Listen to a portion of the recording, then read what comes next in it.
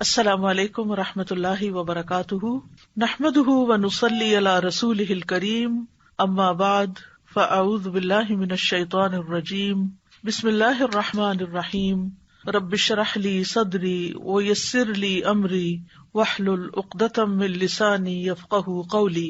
حدیث نمبر 98، بیماری اور شفا۔ بیماریاں دو طرح کی ہوتی ہیں، ایک روحانی اور ایک جسمانی۔ جہاں تک جسمانی بیماریوں کا تعلق ہے تو اللہ سبحانہ تعالیٰ نے ان کے لیے زمین سے چیزیں پیدا کی جن میں انسان کے لیے شفا رکھی، اور جہاں تک روحانی بیماریوں کا تعلق ہے تو اللہ سبحانہ تعالیٰ نے ان کی شفا کے لیے قرآن نازل کیا۔ بہرحال کوئی بیماری ایسی نہیں کہ جس کے لیے اللہ نے دوا نہ اتاری ہو۔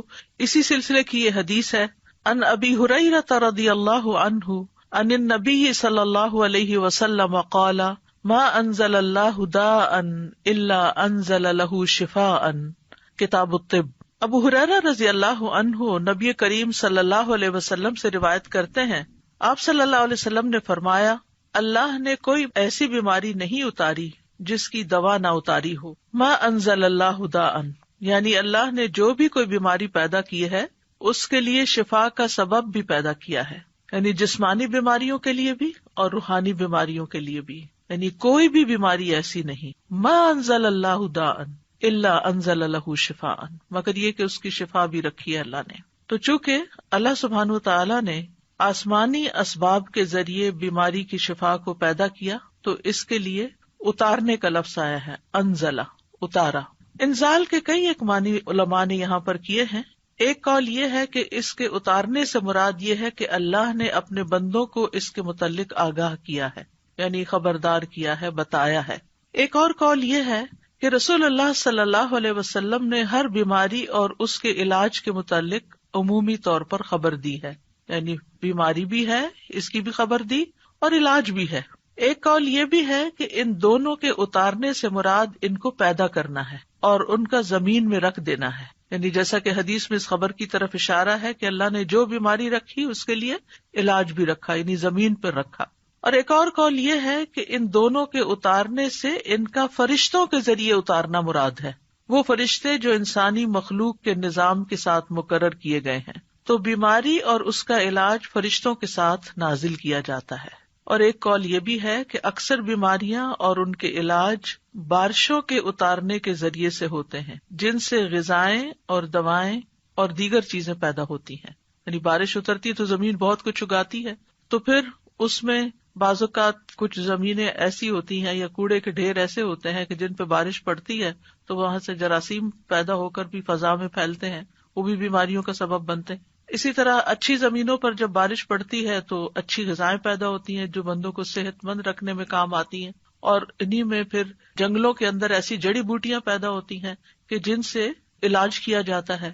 تو بہرحال دونوں چیزیں مقدر ہیں، اللہ کی تقدیر میں سے ہیں، اور یہ اللہ سبحانہ تعالیٰ کی مخلوق پر ایک مکمل مہربانی ہے کہ اگر اللہ تعالیٰ نے انسان کو بیماری کے ذریعے آزمایا ہے تو اس کے علاج کے لیے یا حل کے لیے اللہ نے دوائیں بھی پیدا کی ہیں۔ جیسے انسان اگر گناہ کے ذریعے آزمایا جاتا ہے، یعنی نفس کے کسی شر کی وجہ سے یا شیطان کی وجہ سے وہ آزمائش میں ہے، تو اللہ سبحانہ تعالیٰ نے ایسے اعمال بھی بتائے ہیں کہ جو گناہوں کو مٹانے کا سبب بنتے ہیں، جیسے استغفار وغیرہ ہے۔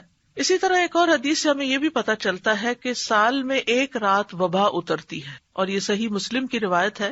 نبی صلی اللہ علیہ وسلم نے فرمایا کہ برتن ڈھانپ دیا کرو اور مشکیزوں کے منہ باندھ دیا کرو، کیونکہ سال میں ایک رات ایسی بھی آتی ہے جس میں وبائیں اترتی ہیں اللہ کے اذن کے ساتھ، اور وہ ایسے برتن پر جسے ڈھانپا نہ گیا ہو یا وہ مشکیزہ جس کا منہ نہ باندھا گیا ہو اس پر سے گزرتی ہیں تو اس میں وہ داخل ہو جاتی ہیں۔ مثلاً پینے کی کوئی چیز رکھی ہوئی ہے، رات بھر ننگی رہی ہے اور اس میں وہ وبا داخل ہو چکی ہے، بیماری داخل ہو چکی ہے، اور صبح ہم اٹھتے ہیں اور بغیر بسم اللہ پڑھے اس کو پی جاتے ہیں تو بیماری جسم کے اندر چلی جاتی ہے۔ پھر ایک بندے کے اندر جراثیم آتے ہیں تو وہاں سے وہ دوسرے کو لگ جاتے ہیں، تیسرے کو لگ جاتے ہیں، اور پھر وہ بیماری بہت سو تک پھیل جاتی ہے۔ تو بہرحال بیماری بھی اللہ کے اذن سے ہی آتی ہے، اور ہمیں اس معاملے میں احتیاط بھی کرنے کی ضرورت ہے اور دوا اور علاج کی بھی ضرورت ہے۔ تو دا کا مطلب ہے حسی بیماری، اور جسمانی بیماری اور روحانی بیماری، یعنی بیماریاں دونوں طرح کی ہوتی ہیں، اور دونوں طرح کی بیماریوں کے لیے علاج کرانا ضروری ہے. یعنی بعض اوقات ہم جسمانی بیماریوں کے لیے تو علاج کر لیتے ہیں، لیکن اگر کسی کو کوئی روحانی بیماری ہے تو اس کا علاج نہیں کرتے اور اس کو ہم بیماری نہیں سمجھتے. بعض اوقات جن بھوت کا اثر سمجھتے ہیں، بعض اوقات دوسرے کو کہتے ہیں ایسے بہانے بنا رہا ہے، لیکن اس کو سنجیدگی سے نہیں لیتے اور اس کا پراپر علاج نہیں کرتے. اسی طرح یہ ہے کہ انسان کا دل بھی بیمار ہوتا ہے، یعنی جو روحانی بیماریاں ہیں یا قلبی بیماریاں ہیں ان میں انسان کا دل بھی بیمار ہوتا ہے، اور دل کی بیماری دل کا ٹیڑھا ہونا ہے، اور اس کو اللہ کے دین کی طرف لانا ہی اس کو معتدل کرنا ہے اور اس کا علاج ہے. تو دلوں کا علاج اللہ کی کتاب اور اس کے رسول صلی اللہ علیہ وسلم کی سنت کی طرف لوٹنا ہے. جیسا کہ اللہ عز و جل کا فرمان ہے، یا ایھا الناس قد جاءتکم موعظۃ من ربکم وشفاء لما فی الصدور وہدی ورحمۃ للمؤمنین. اے لوگو، بے شک تمہارے پاس تمہارے رب کی طرف سے عظیم نصیحت اور اس کے لیے سراسر شفا جو سینوں میں ہے، یعنی سینوں میں دل ہے اور دل کے اندر جو بھی تکلیف ہے، اور ایمان والوں کے لیے سراسر ہدایت اور رحمت آئی ہے. تو اس لیے قلبی بیماریوں کا علاج، دل کی بیماریوں کا علاج، روحانی بیماریوں کا علاج قرآن سے کرنا چاہیے، کیونکہ خود قرآن نے خبر دی ہے کہ وہ شفا ہے، شفاء لما فی الصدور، جو سینوں کے اندر ہے. اور اللہ عز و جل کی کتاب سے زیادہ افضل کوئی چیز نہیں کہ جس کے ساتھ انسان اپنے دل کا علاج کر سکے، لیکن اس کے لیے ضروری ہے کہ اخلاص کے ساتھ اس کی قرأت کرے، اس کو پڑھے، اس میں غور و فکر کرے اور کسی بھی قسم کا اس کے ساتھ ایک تعلق قائم رکھے. اسی طرح بعض اوقات پورا قرآن اگر نہیں بھی پڑھتا یا بہت زیادہ تلاوت مریض نہیں بھی کر سکتا تو قرآن مجید سے سلیکٹڈ آیات بھی اس کو پڑھنے کے لیے دی جا سکتی ہیں. مثال کے طور پر آیت کریمہ جو ہے لا الہ الا انت سبحانک انی کنت من الظالمین، یہ قرآن کی ایک آیت ہے، اور اس میں یہ بھی ہے کہ کذالک ننجی المؤمنین، کہ ہم باقی مومنوں کو بھی ایسے نجات دیتے ہیں جیسے یونس علیہ السلام کو اس آیت کے پڑھنے کی وجہ سے نجات دی. تو اس لیے وہ ایک آیت کو بھی اگر کئی دفعہ دہراتا ہے تو اس میں کوئی حرج کی بات نہیں ہے، کیونکہ قرآن و سنت سے غم اور رنج کا علاج یہ آیت کریمہ کی شکل میں ثابت ہے. لیکن ایک بات یاد رکھیے کہ تجربہ نہ کیجیے کہ اچھا اگر قرآن شفا ہے، میں ذرا ایکسپیریمنٹ کر کے دیکھتا ہوں کہ میری اس بیماری میں قرآن کے پڑھنے سے شفا ہوتی ہے یا نہیں. تو ایسے لوگوں کو شفا نہیں ہوتی کہ جو تجربے کی غرض سے یہ کام کرتے ہیں. ہمیں پورے یقین کے ساتھ، ایمان کے ساتھ اس بات کو لینا چاہیے کہ اللہ تعالیٰ نے جب کہہ دیا قرآن شفا ہے تو پھر وہ شفا ہی ہے اور اس کے ذریعے شفا حاصل ہوگی. بہرحال اس حدیث سے یہ بھی پتہ چلتا ہے کہ اللہ نے جو بھی کوئی بیماری اتاری ہے اس کی دوا بھی اتاری ہے، اور اگر دوا اتاری ہے تو پھر ہمیں کیا کرنا چاہیے؟ دوا لینی چاہیے، علاج کروانا چاہیے. بعض لوگ اپنی سستی اور کوتاہی کے باعث علاج نہیں کرتے، صرف اللہ پہ ڈال دیتے ہیں. اللہ تعالیٰ تو سبھی کچھ کر سکتا ہے، اس کے لیے تو کچھ مشکل ہی نہیں، وہ تو اول درجے میں بیماری بھی نہ بھیجے آپ کی طرف. لیکن یہ ہے کہ دنیا چونکہ امتحان کے لیے ہے، اور اللہ تعالیٰ نے قرآن مجید میں ہمیں یہ بھی بتا دیا ہے کہ ہم تمہیں آزمائیں گے. تو لوگوں کے امتحان مختلف طرح سے ہوتے رہتے ہیں، اور اس میں مومن کا رویہ بالکل مختلف ہوتا ہے. مومن کے لیے بیماری اگرچہ ایک آزمائش ہوتی ہے، تکلیف ہوتی ہے، لیکن اس کے سبب اس کے گناہ دھلتے رہتے ہیں. ہر پین کے بدلے، ہر تکلیف، ہر پریشانی جو جسم پر انسان کی آتی ہے، آفت، اس کے بدلے اس کے گناہ دھلتے ہیں. پھر اسی طرح یہ ہے کہ جب وہ اس پر صبر کرتا ہے تو اس صبر کا اس کو اجر ملتا ہے. ایک اور خیر آ گئی، اور یہ خاص لوگوں کی علامت ہوتی ہے. یعنی عام لوگوں کے گناہ جڑتے ہیں، خاص لوگوں کو صبر کا اجر ملتا ہے، اور خاص الخاص لوگ جو ہیں وہ اللہ کی قضا پہ رضا بھی رکھتے ہیں. یعنی راضی بالقضا جب ہوتے ہیں تو ان کا اجر کئی گنا زیادہ بڑھ جاتا ہے. تو اس طرح مومن کے لیے ایک بیماری جو ہے وہ ایک رحمت کا باعث بن جاتی. وہ آزمائش تو ہے ہی، لیکن اس آزمائش کے اندر بھی ایک رحمت ہوتی. لیکن اس راضی بالقضا ہونے کا مطلب یہ نہیں کہ انسان علاج ہی نہ کرائے، علاج ضرور کروائے، کیونکہ نبی صلی اللہ علیہ وسلم نے فرمایا اللہ کے بندو علاج کیا کرو، کیونکہ اللہ عز و جل نے جو بیماری بھی اتاری ہے اس کے ساتھ اس کی شفا بھی نازل کی ہے، سوائے موت اور بڑھاپے کے. موت کا کوئی علاج نہیں اور بڑھاپے کا کوئی علاج نہیں، کیونکہ اس میں انسان کی اعضاء کمزور ہو چکے ہوتے ہیں، تو کوئی چیز ان کے اندر پھر سے جوانی بھر نہیں سکتی. لیکن اس میں بھی انسان کو حت البسا ساتھ ساتھ اپنی کمزوریوں اور بیماریوں کا علاج کرتے رہنا چاہیے، اور اس میں انسان کو مایوس نہیں ہونا چاہیے. اسی طرح ایک اور حدیث سے ہمیں پتہ چلتا ہے، مسند احمد کی حدیث ہے، رسول اللہ صلی اللہ علیہ وسلم نے فرمایا، بے شک اللہ عز و جل نے جب بیماری کو پیدا کیا تو اس کا علاج بھی پیدا کیا، بس اس لیے علاج کیا کرو۔ تو گویا اللہ تعالیٰ کا یہ حکم ماننا جو ہے، رسول اللہ صلی اللہ علیہ وسلم کے ان الفاظ پر یقین رکھتے ہوئے علاج کروانا جو ہے، چاہے وہ تکلیف دہ ہو لیکن اس کو بھی انسان عبادت سمجھے، یعنی علاج کرانے کو بھی عبادت سمجھے کہ میں اللہ اور اس کے رسول کا حکم مان رہا ہوں، انہوں نے ہی کہا ہے کہ علاج کراؤ تو میں علاج کروا رہا ہوں۔ اب اس علاج میں جب اس کا کچھ مال خرچ ہوتا ہے یا وہ علاج کی تکلیف سے گزرتا ہے، کیونکہ بعض علاج جو ہیں وہ سرجری ہوتے ہیں، بعض علاج جو ہے وہ پینفل پروسیس سے گزرتا ہے انسان اس میں، تو وہ بھی سراسر انسان کے لیے عبادت اور اجر کا باعث بن جاتے ہیں۔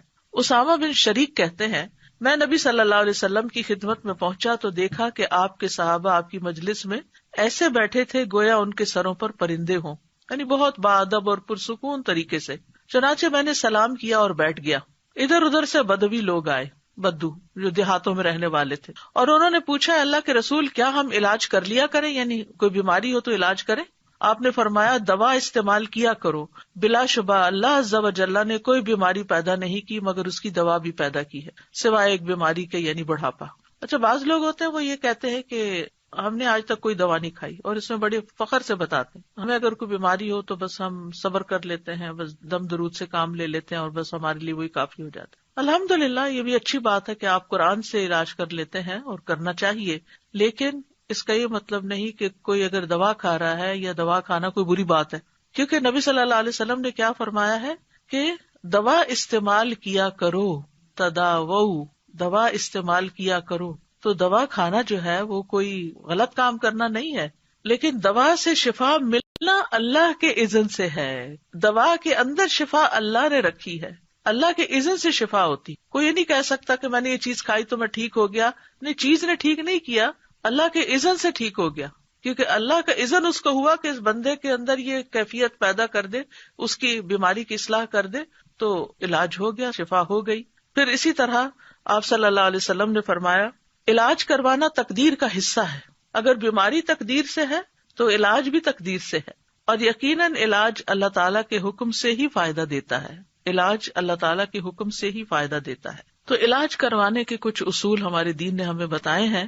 نمبر 1 یہ کہ اللہ کو شافی مانا جائے، یعنی یہ یقین رکھا جائے کہ اللہ ہی شفا دیتا ہے۔ سورۃ الشعراء میں آتا ہے، وَإِذَا مَرِضْتُ فَهُوَ يَشْفِينِ، اور جب میں بیمار ہوتا ہوں تو وہی مجھے شفا دیتا ہے، شفا اللہ ہی کے ہاتھ میں ہے۔ حضرت عائشہ کہتی ہیں کہ رسول اللہ صلی اللہ علیہ وسلم دم کیا کرتے تھے اور یہ دعا پڑھتے تھے، امسح البأس رب الناس بیدک الشفاء لا یکشف الکرب الا انت، اے لوگوں کے رب تکلیف کو دور کر دے، شفا تو تیرے ہی ہاتھ میں ہے، تیرے سوا اس کو دور کرنے والا اور کوئی نہیں۔ پھر اسی طرح ایک روایت میں آتا ہے کہ اللہ ہی طبیب ہے۔ ابو رمثا سے مروی ہے، وہ کہتے ہیں کہ میرے والد نے رسول اللہ صلی اللہ علیہ وسلم سے عرض کیا کہ مجھے آپ اپنی وہ چیز دکھائیں جو آپ کی پشت پر ہے، یعنی وہ جو مہر نبوت تھی، کیونکہ میں طبیب ہوں۔ آپ نے فرمایا، طبیب تو اللہ ہے، بلکہ تو رفیق آدمی ہے، یعنی نرمی کرنے والا ہے، مریض کو تسکین دینے والا، دلاسا دینے والا ہے، اور بیماری کا اصل طبیب تو اللہ ہی ہے، شافی تو وہی ہے جس نے اسے پیدا کیا۔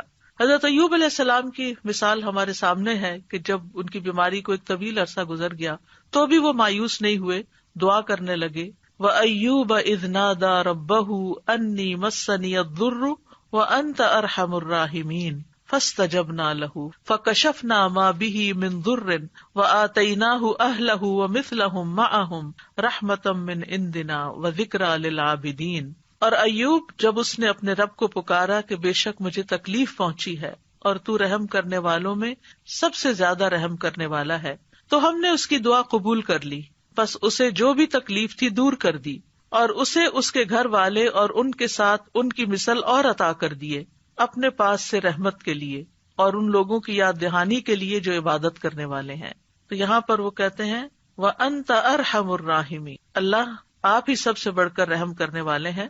تو ہم نے ان کی دعا سن لی اور ان کی تکلیف دور کر دی۔ دوسری چیز یہ کہ اللہ کی کتاب سے علاج کرنا چاہیے۔ سورۃ بنی اسرائیل میں آتا ہے، وَنُنَزِّلُ مِنَ الْقُرْآنِ مَا هُوَ شِفَاءٌ وَرَحْمَةٌ لِّلْمُؤْمِنِينَ، اور ہم قرآن کے ذریعے سے وہ چیز نازل کرتے ہیں جو مومنوں کے لیے شفا اور رحمت ہے۔ حضرت عائشہ سے مروی ہے کہ رسول اللہ صلی اللہ علیہ وسلم ایک مرتبہ ان کے پاس تشریف لائے تو ایک عورت عائشہ رضی اللہ عنہا کا علاج کر رہی تھی یا آپ کو دم کر رہی تھی.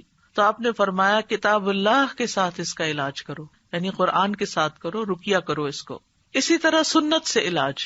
انبیاء علیہ السلام کو قلبی اور روحانی ادویات دی گئی تھی. ابن قیم کہتے ہیں کہ وہ وہی جو اللہ تعالیٰ اپنے نبیوں کو کرتا ہے اس میں ایسی چیز ہوتی ہے جو لوگوں کو فائدہ دیتی ہے، یعنی وہی کے ذریعے علاج ہوتا ہے. اور اس میں وہ دوائیاں بھی ہوتی ہیں جو بیماریوں سے شفا دیتی، اور وہ ایسی چیزیں ہوتی ہیں، وہ بعض غذائیں ایسی ہوتی ہیں کہ جن کی طرف بڑے بڑے ڈاکٹروں کی عقل نہیں پہنچ سکتی، اور ان دوائیوں تک ان کے علوم، تجربات اور قیاسات پہنچ نہیں سکتے، اور یہ دوائیاں قلبی اور روحانی ہوتی ہیں. تو ایک بات ہمیں یاد رکھنی چاہیے کہ انسان صرف مادی جسم سے نہیں بنا، یعنی صرف مادہ نہیں ہے، صرف میٹر نہیں، اس کے اندر روح ہے. اس لیے اگر آپ صرف دوا سے علاج کریں گے تو وہ کافی نہیں ہے جب تک کہ آپ اس کی روح کا بھی علاج نہ کریں، خصوصاً روحانی بیماری میں. کچھ بیماریاں ایسی ہوتی ہیں نا کہ جو روحانی بیماری ڈومیننٹ ہوتی ہے اور اس کے اثر میں جسمانی بیماری بھی ہوتی ہے، اور کبھی ایسا ہوتا ہے کہ جسمانی بیماری ہوتی ہے اور اس کے اثر سے انسان کی روح بھی بیمار پڑ جاتی، کیونکہ دونوں ایک دوسرے میں گندے ہوئے ہیں، ان سے الگ نہیں ہے. ایک کو کوئی تکلیف پہنچے گی تو دوسرا اس سے متاثر ہوگا. تو اس لیے بہت ضروری ہے کہ انسان دونوں طرح کے علاج کرے، یعنی ایک طرف دوا کھائے اور دوسری طرف دعا کرے اور دم کرے اور قرآن پڑھے تاکہ انسان مکمل شفا یاب ہو جائے. کیونکہ بندہ جب تک اللہ کے ذکر میں مصروف رہتا ہے تو شیطان کے حملوں سے محفوظ ہوتا ہے اور ایک مضبوط قلعے میں ہوتا ہے. تیسری چیز ہے طب نبوی سے علاج. تو اب اگر طبیب اللہ ہی ہے تو پھر ہمیں کیا طب نبوی سے علاج کرنا چاہیے، اور طب نبوی کیا ہے، اور کیا کوئی انسان طبیب کہلا سکتا ہے؟ انسان طبیب کہلا سکتا ہے لیکن اللہ الطبیب ہے، یعنی جیسے انسان کو بھی کریم کہہ سکتے ہیں لیکن اللہ الکریم ہے. تو طب نبوی سے علاج میں حجامہ کروانا، پچھنے لگوانا. آپ صلی اللہ علیہ وسلم نے فرمایا اگر تمہاری دواؤں میں سے کسی میں بھلائی ہے تو پچھنا لگوانے یا شہد پینے اور آگ سے داغنے میں ہے. اگر وہ مرض کے مطابق ہو، یعنی بیماری کے مطابق پچھنا لگے یا آگ سے داغ لگے، اور میں آگ سے داغنے کو پسند نہیں کرتا. ایک تو یہ کہ تکلیف دہ علاج ہے بہت، یعنی انسان کو کسی گرم سلاخ سے داغنا یا کسی بھی طرح کی ایسی کوئی چیز لگانا کہ جس میں آگ ہو، تو اس لیے آپ اس کو پسند نہیں کرتے تھے. لیکن آخری چارہ کار کے طور پر اگر کوئی بیماری کسی بھی طرح ٹھیک نہ ہوتی تو اس صورت میں ایسا علاج کیا جا سکتا. اور ہو سکتا ہے کہ اسی کے اندر ہی پھر جو الیکٹرک شاکس وغیرہ دیے جاتے ہیں وہ بھی اس میں شامل ہوں، اللہ عالم. پھر اسی طرح کلونجی سے علاج. رسول اللہ صلی اللہ علیہ وسلم نے فرمایا کلونجی کے دانوں میں موت کے علاوہ ہر بیماری کے لیے شفا ہے. اگر کلونجی کے تیل پر شرعی دم کر کے مریض کے متاثرہ حصوں پر وہ تیل لگایا جائے اور کلونجی کے دانے جو ہیں وہ کھلائے جائیں تو حدیث میں کیا آتا ہے کہ موت کے علاوہ ہر بیماری کا علاج ہے. تو اس لیے ہر گھر میں کلونجی کے دانے بھی ہونے چاہیے اور اس کا تیل بھی ہونا چاہیے. اور اس میں یہ ہے کہ اگر جیسے آج کل کورونا کی بیماری ہے تو اس میں 2 کام کیے جا سکتے ہیں. ایک تو یہ کہ کلونجی کے بیج زبردست جراثیم کش ہیں، ان کی دھونی دینی چاہیے، یعنی گھر کو ڈس انفیکٹنٹ کرنے کے لیے جیسے بخور جلاتے ہیں تو اسی طرح کوئلے کے اوپر تھوڑے سے دانے ڈال کے ان کا دھواں جب نکلنے لگے تو اس کو گھر میں گھما دینا چاہیے. اس کے بارے میں یہ بھی کہا گیا ہے کہ یہ شیاطین کو بھگانے کا ذریعہ بھی ہے، یہ دھواں شیطانوں کو بہت تکلیف دیتا ہے تو وہ نکل جاتے ہیں. اور اگر ریپیٹڈلی ہوگا تو گھر سے جراثیم وغیرہ بھی نکلیں گے اور شیاطین بھی نکلیں گے اور انشاءاللہ باذن اللہ شفا ہوگی. دوسرا یہ ہے کہ لنگس کی بیماریوں میں اس کی بھاپ جو ہے وہ بہت فائدہ دینے والی چیز ہے. اسی طرح سر درد میں ناک کے اندر اس کے قطرے چند ڈالے جائیں دونوں طرف تو میگرین وغیرہ کو بہت فائدہ ہوتا ہے.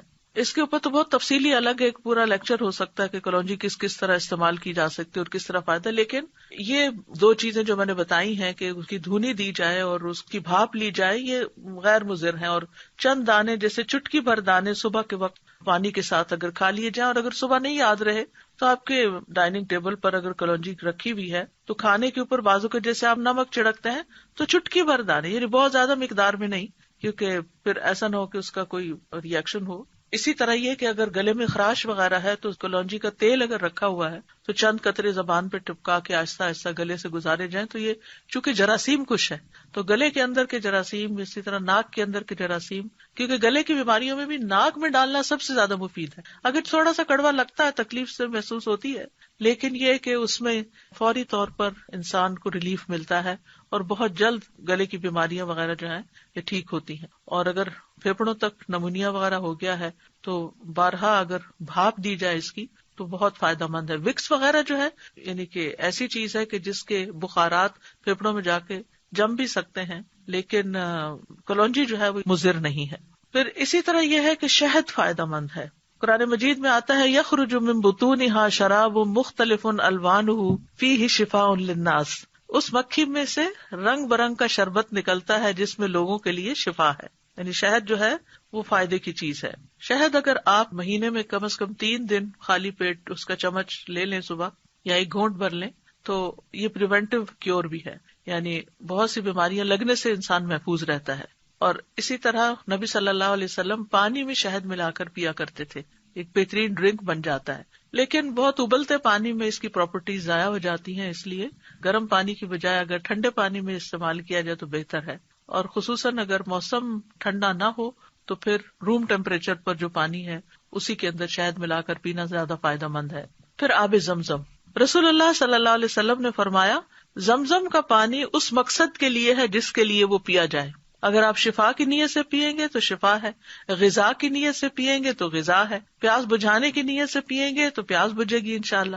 پھر اسی طرح عود ہندی یعنی جس سے کست الہندی کہتے ہیں، اس میں بھی شفا ہے. صحیح بخاری کی روایت ہے، ام قیس رضی اللہ عنہا سے مروی ہے، وہ کہتی ہیں کہ میں اپنے ایک لڑکے کو لے کر رسول اللہ صلی اللہ علیہ وسلم کی خدمت میں حاضر ہوئی. میں نے اس کا حلق دبایا تھا چونکہ اس کو گلے کی بیماری ہو گئی تھی. تو آپ نے فرمایا تم اپنے بچوں کو انگلی سے حلق دبا کر کیوں تکلیف دیتی ہو؟ ہمارے یہاں بھی جو ٹریڈیشنل میتھڈ ہے گلے چڑھانے کا، اس میں نمک یا اسی طرح کی کسی چیز کے ساتھ انگلی کے ساتھ گلے اوپر کو اٹھا کے دبا دیتے ہیں ان کا انفیکشن دور کرنے کے لیے. تو آپ صلی اللہ علیہ وسلم نے اسے منع کیا اور فرمایا یہ عود ہندی لو، اس میں 7 بیماریوں کی شفا ہے. سبحان اللہ. ان میں ایک ذات الجم پسلی کا ورم بھی ہے، یعنی نمونیا بھی ہے. تو آج کل کورونا وائرس میں جیسے پھیپڑوں پر ہی سارا اثر چلا جاتا ہے، بیماری زیادہ تکلیف دہ ہو جاتی ہے، تو اس میں کست الہندی جو ہے اور کست البحری یہ فائدہ مند ہے. اگر حلق کی بیماری ہو تو اس کو ناک میں ڈالو، اور اگر ذات الجنب ہو یعنی نمونیا ہو، ذات الجنب عربی میں کہتے ہیں اس کو، تو حلق میں ڈالو یعنی اس کو پیو. اور اس کے لیے بھی یہ ہے کہ گرم پانی میں اگر تھوڑی دیر کے لیے اس کو بھگو کے رکھ دیا جائے، 1 چھوٹی چمچ جو ہے اس کو 1 کپ پانی میں، اور پھر جب وہ اچھی طرح اس کے پانی میں اثرات آ جائیں تو اس کو چائے کی طرح سپ سپ کر کے یا قہوے کی طرح پی لیا جائے تو یہ بھی بہت جلد فائدہ دیتی ہے. جہاں یہ مسنون علاج ہے، طب نبوی ہے، یعنی علاج کرنے کا کہا گیا ہے، وہاں یہ ہے کہ ممنوع علاج سے بھی بچنا چاہیے. اور ممنوع علاج کیا ہے؟ غیر شرعی اور شرکیہ طریقے سے علاج، یعنی شرکیہ دم یا تعویذ وغیرہ. عبداللہ بن مسعود اپنی بیوی کے پاس داخل ہوئے تو دیکھا کہ اس نے خسرہ کی بیماری کی وجہ سے تعویذ پہنا ہوا تھا. ان کی وائف نے تعویذ لٹکایا ہوا تھا خسرہ کی بیماری سے نکلنے کے لیے. تو آپ نے اسے سختی سے کاٹ دیا اور کہا بے شک عبداللہ کی آل شرک سے بیزار ہے. اور کہا ہم نے رسول اللہ صلی اللہ علیہ وسلم سے یہ بات بھی یاد کی ہے کہ بلا شبہ جھاڑ پھونک، تعویذ اور حب کے اعمال شرک ہیں. یہاں پر اس کا یہ مطلب نہیں کہ دم کرنا منع ہے یا رقیہ منع ہے، شرکیہ جھاڑ پھونک منع ہے. یعنی ان الرقا والتمائم والطولہ شرکن، یعنی اس سے مراد وہ کلمات ہیں جو حرام ہیں، لیکن دوسری طرف جائز اور شرعی دم بھی ہیں. عوف بن مالک کہتے ہیں ہم زمانے جاہلیت میں دم کیا کرتے تھے. ہم نے عرض کیا اللہ کے رسول اس کے بارے میں آپ کا کیا خیال ہے؟ آپ نے فرمایا اپنے دم کے کلمات میرے سامنے پیش کرو، دم میں کوئی حرج نہیں جب تک اس میں شرک نہ ہو. اچھا، یہ جو بات ہے نا کہ لا بأس بالرقى ما لم يكن فيه شرک، اب یہ قرآن کی آیات تو نہیں تھی نا دور جاہلیت میں. تو آپ نے پوچھا کہ مجھے دکھاؤ کہ کون سا دم کرتے تھے، بتاؤ مجھے. آپ نے فرمایا کہ اگر شرکی الفاظ نہیں تو دم ٹھیک ہے. اس سے ایک بڑی اہم بات پتہ چلتی ہے. بعض لوگ اس بات میں بہت فس کریٹ کر دیتے ہیں کہ یہ کوئی مسنون طریقہ نہیں دم کا، اور آپ کو یہ کس نے کہا کہ یہ آیت 10 دفعہ پڑھ کے دم کریں تو ٹھیک ہو جائیں گے. تو آیت پڑھنے میں تو کوئی حرج ہی نہیں ہے. یعنی جیسے کسی کو منزل نام کی کتابچہ بھی ہوتا ہے، یا اسی طرح رقیہ جس میں قرآن کی مختلف آیات اکٹھی کی گئی ہیں، ان کو جب پڑھا جاتا ہے تو لوگ پوچھنا شروع ہو جاتے ہیں یہ کہاں لکھا ہوا ہے کہ یہ آیت بھی پڑھی جائے اور یہ آیت بھی پڑھی جائے.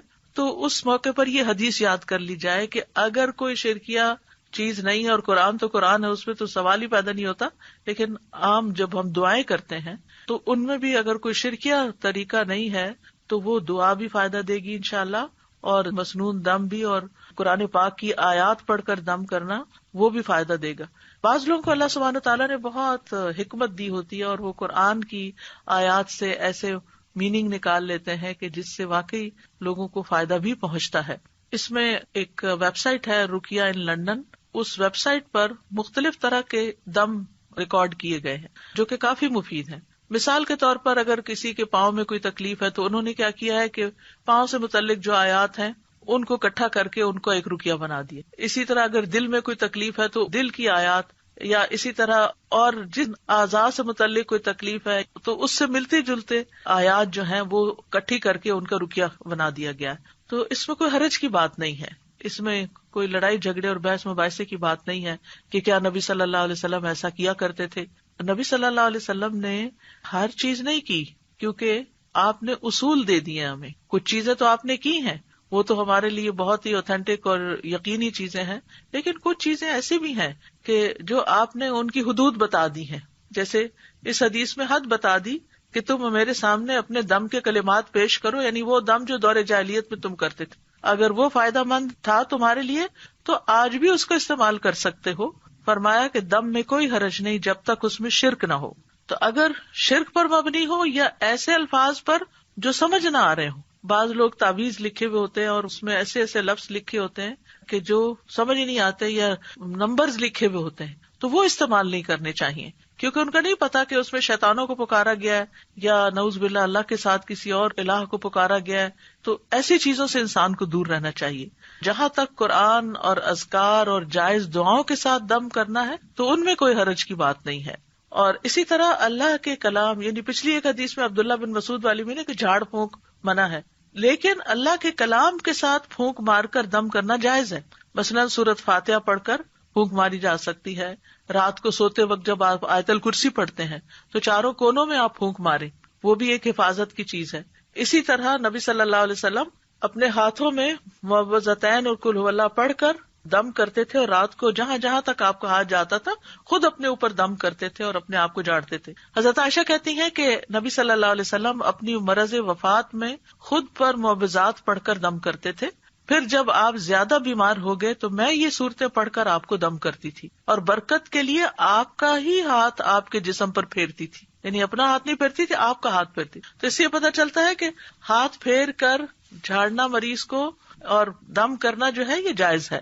معمر کہتے ہیں میں نے امام زہری سے پوچھا کہ آپ صلی اللہ علیہ وسلم کس طرح دم کیا کرتے تھے. انہوں نے بتایا آپ دم کر کے اپنے دونوں ہاتھوں پر پھونک مارتے، پھر انہیں اپنے چہرے پر پھیر لیتے، اور پھر اس کے بعد یہ کہ باقی جسم کے اوپر بھی جہاں جہاں تک ہاتھ پہنچتا. تو اس حدیث میں دلیل ہے کہ اللہ کے کلام کے ساتھ دم کرنا اور پھونک مارنا یہ جائز ہے. اور نووی کہتے ہیں کہ اس میں دلیل ہے کہ دم میں لعاب ملی پھونک مارنا مستحب ہے، اس کو جھاڑنا کہتے ہیں، یعنی اس طرح پھونک مارنا کے بیچ میں سے منہ سے ڈراپلیٹس بھی تھوڑی تھوڑی نکلیں. اور حب کے اعمال کیا ہوتے ہیں عبداللہ بن مسعود کی حدیث میں جس سے منع کیا گیا ہے، یہ اصل میں جادو کی ایک قسم ہوتی ہے. اس کے ذریعے سے عورت کو اپنے شوہر کا محبوب بنایا جاتا ہے یا شوہر کو اپنی بیوی کا محبوب بنایا جاتا ہے. تو یہ درست نہیں ہے، یعنی ایسے کوئی کلام لینا یا ایسی چیزیں لینا کہ جس سے اس طرح کی چیز کی جائے کہ شوہر کی ساری توجہ میری طرف ہو جائے، جیسے سوکنے وغیرہ ہوتی ہیں یا اور، تو یہ طریقہ درست نہیں. رسول اللہ صلی اللہ علیہ وسلم نے فرمایا جس نے حرام چیز کے ساتھ علاج کیا اللہ اس کے لیے اس میں شفا نہیں بنائے گا. تو اس لیے شراب یا شراب سے بنی ہوئی چیزیں جو ہیں ان سے علاج نہیں کرنا چاہیے. حرام ادویات کا استعمال بھی نہیں ہونا چاہیے، آپ نے اس سے منع کیا ہے کہ وہ علاج نہیں بیماری ہے. یہ جو دم وغیرہ بتائے ہیں میں نے، اس کے لیے ویب سائٹ پر آن لائن آرڈرز پلیس کر سکتے ہیں. آیات شفا جو ہیں پرنٹڈ شکل میں موجود ہیں اور بک سٹور پر بھی موجود ہیں. الہدا کے جہاں بھی برانچز ہیں، چاہے کینیڈا میں ہے یا لندن میں ہے یا یو ایس میں ہے یا پاکستان میں جو مختلف شہروں میں ہے، ان سب جگہوں پر یہ پروڈکٹس جو ہوتی ہیں وہ اویلیبل ہوتی ہیں، اور ویب سائٹ کے اوپر بھی اس طرح کی چیزیں موجود ہیں. تو جو لوگ آج کل بیماری کے لیے پریشان ہیں، اور ویسے بھی بیماری صرف آج کل ہی تو نہیں آئی، بیماری تو ہمیشہ ہی دنیا میں موجود رہی ہے. تو پریونٹیو میتھڈز بھی استعمال کرنے چاہیے، اور اس کے ساتھ اگر کوئی بیمار ہو جائے تو ان مسنون چیزوں سے علاج کرنا چاہیے. اور یہ مسنون چیزیں جو ہر گھر میں موجود ہونی چاہیے، کہ تھوڑا سا بھی اگر بیماری کا آغاز ہوا ہے تو فوراً ہی اس کو پکڑ لیا جائے.